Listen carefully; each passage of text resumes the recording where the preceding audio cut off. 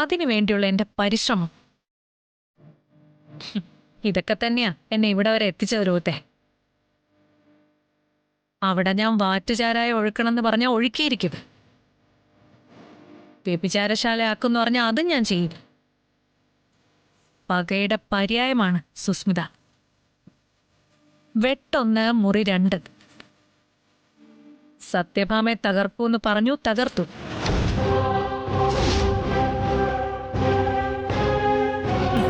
ശാലിനിയെ വീഴ്ത്തുന്നു പറഞ്ഞു, വീഴ്ത്തി.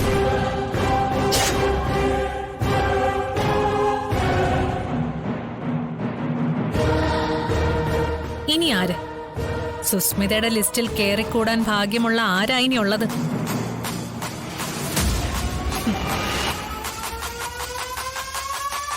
രോഹിത്തെ, നീ എന്റെ കൂടെ നിന്നാ നിന്നെ ഞാൻ രാജാവാക്കാന്ന് പറഞ്ഞത് വെറും വാക്കല്ല.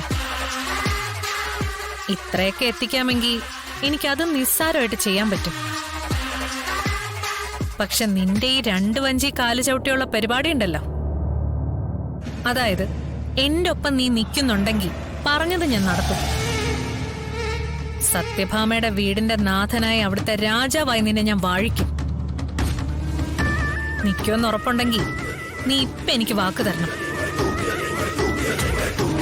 എന്താ, തയ്യാറല്ലേ? ഇനിയൊരു മടക്കം നിനക്ക് സാധ്യമാവൂ?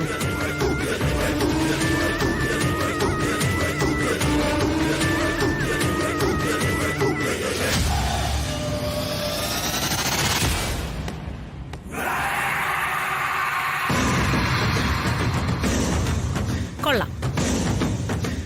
പറയുന്നത് കാര്യങ്ങൾ നടത്തി ശീലമുള്ള സുസ്മിതയാണ്. അതുകൊണ്ട് രാജാവിന്റെ പടച്ചട്ട നീ ഒരെണ്ണം തയ്പ്പിച്ചോ? രോഹിത്തെ, ഇനി നീ തന്നെ അവിടുത്തെ രാജാവ്.